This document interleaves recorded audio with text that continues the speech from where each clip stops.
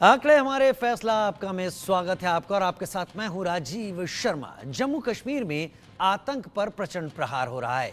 बारामूला में सुरक्षा बलों ने एक आतंकी को ढेर कर दिया, वहीं कई जगहों पर सुरक्षा बलों का सर्च ऑपरेशन जारी है। रियासी से कठुआ तक सर्च ऑपरेशन तेज है और इस बार आतंक से आर पार की लड़ाई है।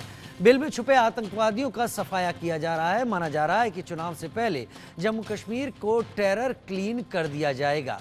पहले रिपोर्ट देखते हैं।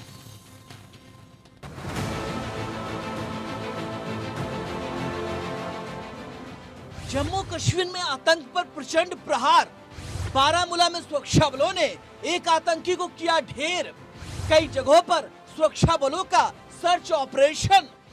रियासी से कठुआ तक सर्च ऑपरेशन। आतंक से आर पार होगा प्रहार। आतंक पर सेना का प्रहार, अब आतंकियों का होगा खात्मा। जम्मू कश्मीर में आतंकी लगातार कायराना हरकत को अंजाम दे रहे हैं, लेकिन सुरक्षा बलों के जवान उनके हौसले लगातार तोड़ रहे हैं। जम्मू कश्मीर में आतंक पर सुरक्षा बलों का प्रचंड प्रहार जारी है। इस बीच जम्मू कश्मीर के बारामूला में शनिवार को आतंकवादियों और सुरक्षा बलों के बीच मुठभेड़ में एक आतंकी ढेर हो गया। सुरक्षा बलों ने सोपोर में एक आतंकी को मुठभेड़ में मार गिराया। बता दें कि जम्मू कश्मीर में चुनाव ड्यूटी के लिए मजिस्ट्रेट के साथ सीआरपीएफ की टुकड़ियों को तैनात किया गया था। जम्मू कश्मीर पुलिस और मजिस्ट्रेट के साथ सीआरपीएफ की एक टुकड़ी को सोपोर के एक पशु अस्पताल में ड्यूटी के लिए तैनात किया गया था।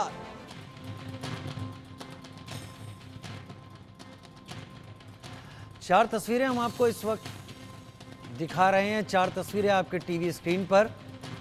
पिछले कुछ दिनों की ये चार तस्वीरें आपके टीवी स्क्रीन पर। कब कब आतंकवादियों और सुरक्षा बलों में मुठभेड़ हुई और कहां कहां इस तरीके की स्थिति बनी। 14 अगस्त की कहानी आपके टीवी स्क्रीन पर। 16 अगस्त अनंतनाग जम्मू कश्मीर, उधमपुर, सोपोर, हर कहीं आतंकवाद को पैर पसारने और जड़ें जमाने की कोशिश इस वक्त की जा रही है।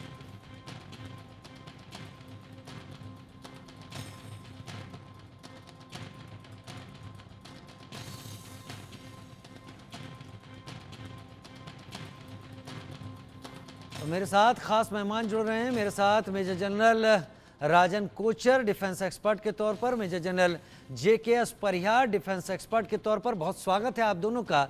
और मेरे साथी अजय जांडियाल मेरे साथ इस वक्त जुड़ रहे हैं ज़्यादा जानकारी के साथ, ग्राउंड ज़ीरो यानी जम्मू कश्मीर से ही जुड़ रहे हैं।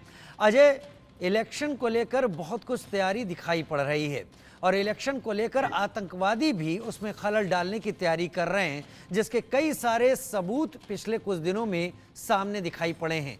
क्या ऑपरेशन ऑल आउट को आगे बढ़ाते हुए जो ऑपरेशन सर्प विनाश का भी शुरू किया गया था, उसके पार्ट 2 की तैयारी कर ली गई है या उसके पार्ट 2 को जमीन पर उतार दिया गया है? बिल्कुल राजीव, आप बिल्कुल सही कह रहे हैं। जिस तरीके से लगातार 2002-03 में आतंकियों को खत्म करने के लिए ऑपरेशन सर्प विनाश का शुरुआत हुई थी और जंगलों में बैठे आतंकियों को ढूंढ ढूंढ कर सुरक्षा बलों ने मार गिराया था, उसी सिलसिले को एक बार फिर से शुरुआत जो है उसकी हो गई है। और तमाम जो सुरक्षा बलों के जवान हैं उन्हें जम्मू कश्मीर के अलग अलग इलाकों में और खासतौर पे जम्मू खित्ते में जो पीर पंजाल का इलाका है, जो डोडा किश्तवाड़ रामबन का इलाका, और उसी तरह से जो इलाका जो है पीर पंजाल का पड़ता है, पुंछ राजौरी का इलाका, रियासी का इलाका, उन इलाकों में इनकी तैनाती कर दी गई है। 19 नए यूनिट जो एंटी टेरर यूनिट जो है वो जम्मू कश्मीर पुलिस ने बनाए हैं। 8 एसएसपी ऑपरेशन जो है, 8 एसपी ऑपरेशन की तैनाती की गई है। सीआरपीएफ के कोबरा कमांडोज और सीआरपीएफ के अतिरिक्त सुरक्षा बलों की तैनाती जो है वो जंगल के इलाकों में, अलग अलग इलाकों में हुई है। इसी तरह सेना की स्पेशल फोर्सेस के जवान और आरआर के जवानों को अलग अलग इलाकों में इन 8 डिस्ट्रिक्ट्स में जो है वो तैनात किया गया है। इसी तरह से जो बॉर्डर सिक्योरिटी फोर्स है उनको अंतर्राष्ट्रीय सीमा और लाइन ऑफ कंट्रोल के इलाके में तैनात किया गया है। और मकसद बड़ा साफ है, किसी भी तरीके से जो पाकिस्तान की मंशा जम्मू कश्मीर में हालात खराब करने की है, जम्मू कश्मीर में शांति को भंग करने की है, उसको कामयाब नहीं होने दिया जाएगा। क्योंकि जिस तरीके से लगातार पाकिस्तान की तरफ से कोशिशें हुई कि जम्मू में आतंकी हमलों को अंजाम दिया जाए, मासूम बच्चों को, यात्रियों को, महिलाओं को निशाना बनाया गया।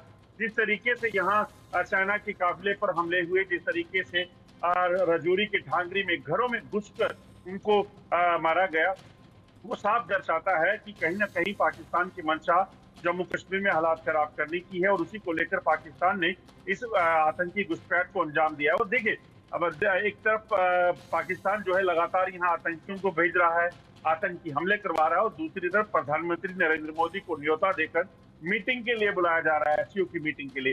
तो ये साफ दर्शाता है कि पाकिस्तान दरअसल अपने आप में दुनिया के सामने ढोंग करने का जो प्रयास कर रहा है, वो ढोंग चलेगा नहीं। सुरक्षा बलों का ऑपरेशन सर्वविनाश 2 जल्द जो है वो दिखेगा किस तरीके से उनका सफाया शुरू हुआ है। पिछले अगर आप एक सप्ताह में देखें तो 2 आतंकी मारे गए हैं। पहला आतंकी डोडा के असर में मारा गया, दूसरा आतंकी कल हमने देखा कि सोपर में सुरक्षा बलों ने मार गिराया, और ये सिलसिला अब तेज होगा और आतंकियों का सफाया जम्मू कश्मीर से जल्द होगा। ठीक है। मेजर जनरल जेके परिहार, शुरुआत में आपसे कर लेता हूं क्योंकि जानकारी मैंने ज़मीन पर अजय से ले ली। अजय मेरे साथ लगातार मौजूद रहेंगे और जहां भी कोई इनपुट होगा वो सामने रखेंगे। किसी भी चीज़ को हम 2 तरीके से सामने रख सकते हैं। जो कुछ भी जम्मू कश्मीर में पिछले कुछ दिनों में देखने को मिला है, जिसमें एक इंटरमिटेंट लेवल पर, यानी एक तय किए गए समय के हिसाब से चीज़ें घटित हो रही हैं। यहाँ पर हम क्या कहें, हम कम मजबूत हुए हैं या सामने वाले ने अपनी तैयारियां कहीं ज़्यादा बेहतर कर ली हैं और उन्होंने उन हाइडआउट्स का कहीं बेहतर इस्तेमाल किया उन गैजेट्स के साथ जिन गैजेट्स को चीन उनके पास पहुंचा रहा है। क्या ये सही तरीका है इस समस्या को समझने का, या आपको लगता है तस्वीर बहुत बड़ी है, ये एक छोटा सा हिस्सा है? मेजर जनरल परिहार, आपने जो बाद में कहा है कि तस्वीर बड़ी है, मैं बिल्कुल आपकी बात से सहमत हूँ कि तस्वीर बहुत बड़ी है। इसमें सिर्फ J&K का इलेक्शन ही नहीं है, आप इस समस्या को पूरे परिप्रेक्ष्य में देखिए। आगे भी हम डिस्कस करेंगे किस तरह से अलकायदा है, बांग्लादेश है, म्यांमार है, ये पूरी एक वो है। हमारे ऊपर जो जम्मू कश्मीर में लोकसभा इलेक्शन के टाइम से ही ये शुरू हुआ है, और जितने भी आतंकवादी ग्रुप्स हैं जो भारत में सक्रिय थे, खास करके जम्मू और कश्मीर में, उनकी जो है कोऑर्डिनेटिंग मीटिंग ISI और पाक आर्मी ने की है, और उन्होंने जो प्लान बनाया है कि अब हमें जो इंटेंस एक्टिविटी करनी है, और वो उसमें कर रहे हैं। हमारी तैयारियों में कोई, मैं नहीं समझता हूँ कि कोई मेजर इसमें फॉल्ट रहा है, ऐसा मैं नहीं मानता हूँ। और जो भी कुछ थोड़े बहुत आप जानते होंगे कि जम्मू कश्मीर के में जो सीमा है, खास करके जम्मू इलाके की, वो इतने घने जंगल और बहुत थोड़े जंगल, घने पहाड़, ऊंचे पहाड़, नदियाँ, उसमें inch to inch surveillance possible नहीं होता है। इसके बावजूद जो है हम इन लोगों को वहाँ से कॉर्डन करने में सक्सेसफुल हुए हैं। इंटरनल सिक्योरिटी जो है एरिया में ज़बरदस्त हुई। इशू जब आएगा, अब इलेक्शन हमारे डिक्लेयर हो गए हैं, अब कैंडिडेट जब फाइल करेंगे तो फ्री एंड फेयर पोल, पाकिस्तान की मंशा ये है कि ये इलेक्शन पोस्टपोन हो जाए, और भारत सरकार इसे किसी भी हालत में पोस्टपोन नहीं करेगी। तो मैं समझता हूँ कि अभी एक और जर्क जो है वो आतंकवादियों की तरफ से जरूर आएगा जब इलेक्शन कैंपेन शुरू होगा। मगर उसमें जिस तरह से हमने डिप्लॉयमेंट किए हैं, उनको सिक्योरिटी सारे कैंडिडेट्स को और कैंपेन को मिलेगी, तो मैं समझता हूँ कि जम्मू डिवीज़न में इलेक्शन में बहुत ज़्यादा इसका असर नज़र नहीं आएगा। और कश्मीर वैली में तो वैसे ही अभी जो है हालात कंट्रोल है, तो इलेक्शन अच्छी तरह से होंगे, मगर ये टग ऑफ वॉर चलता रहेगा। टग ऑफ वॉर चलता रहेगा, लेकिन इस टग ऑफ वॉर को अपने फेवर में लेने के लिए हमें क्या करना होगा? मेजर जनरल कोचर, राजन कोचर साहब मेरे साथ जुड़े हुए हैं। मेजर जनरल कोचर, एक बात समझाइए, 2002 के बाद से जम्मू रीजन की अगर बात करूं, पीर पंजाल का इधर का इलाका अगर देखूं, और अजय भी इस बात को समझ रहे होंगे, अजय इसके बाद मैं इसी सवाल के साथ आपके पास भी आऊंगा, यहां पर काफी ज्यादा शांति दिखाई पड़ी है, काफी ज्यादा कंपेरेटिवली घाटी के यहां पर शांति रही है। जो घाटी की स्थिति है वहां पर हमारा इंटेलिजेंस नेटवर्क बहुत ज्यादा सघन रहा है, बहुत ज्यादा गूढ़ रहा है, बहुत ज्यादा पुख्ता रहा है। ये शांति का जो हाल जम्मू रीजन में रहा है, क्या इसके पीछे हमारा इंटेलिजेंस नेटवर्क कहीं इस बात को एंटिसिपेट करते हुए कि चलिए कुछ नहीं होगा यहाँ पर, ये तो कंट्रोल में है, कमजोर तो नहीं हो गया, जिसका फायदा टेररिस्ट ने या पाकिस्तान ISI ने उठाया?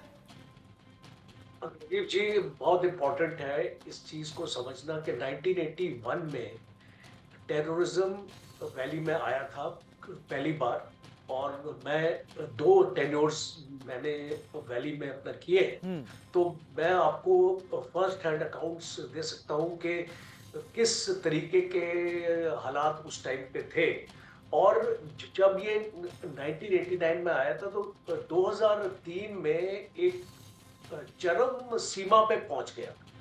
सो ये आपने ऑपरेशन सर्व विनाश की बात करी जी।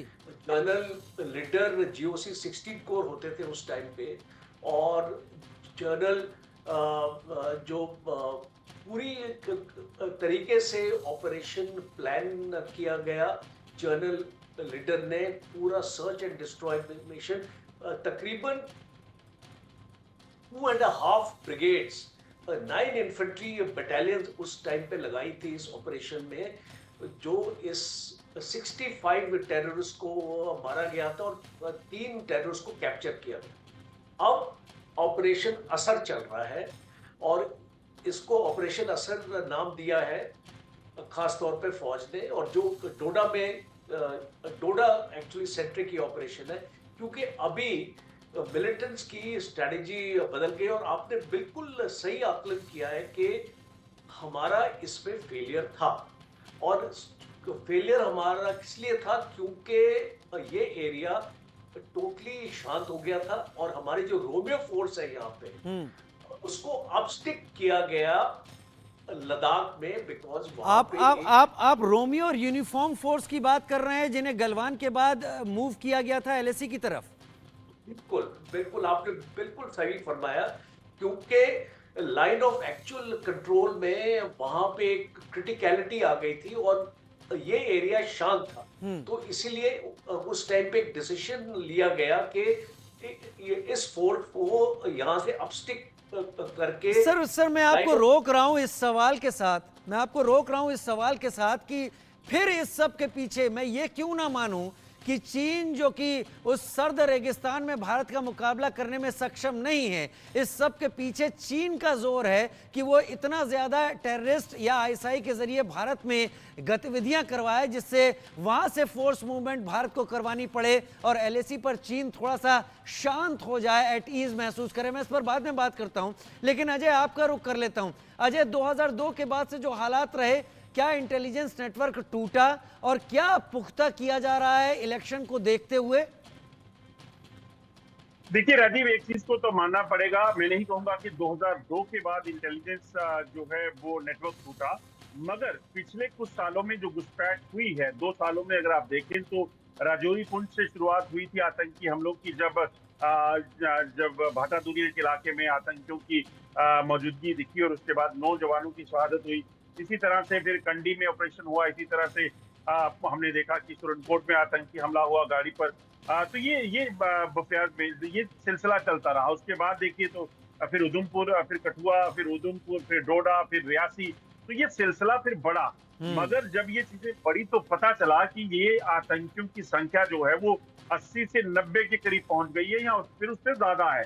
तो ये बताता है कि इंटेलिजेंस फेलियर तो हुआ है, मगर ये 2002 से नहीं हुआ। अब पिछले 2-3 सालों में इसमें कहा जाए कि ये इंटेलिजेंस फेलियर है कि यहाँ पर आतंकी मौजूद हो जो है वो घुसपैठ करके पहुंचते रहे और इसकी जानकारी सुरक्षा बलों को देरी से मिली, जिसका नतीजा है कि आज आतंकियों की संख्या इतनी है। दूसरी एक चीज और मैं ऐड करना चाहूंगा, आप इस चीज को भी समझिए कि जब लद्दाख में सेना को वहां भेजा गया, उसके बाद जब चीन ने देखा कि वहां पर भारत की स्थिति बहुत बेहतर हो गई है, चीन इनकर्जन करता था, घुसपैठ करके अंदर आता था, फिर वहां पे जम जाता था, विवाद होता था, ये सारी चीजें अगर वहां से भारत ने फैसला किया कि वहां से सेना को वापस नहीं उठाया जाएगा, तो चीन ने पाकिस्तान के साथ मिलकर, जो पहले से बड़े करीबी हैं, क्योंकि चीन की $1 मिलियन की इन्वेस्टमेंट जो है, $1 मिलियन की इन्वेस्टमेंट जो है वो पीओके में है, उसने पाकिस्तान को इस चीज की कहीं ना कहीं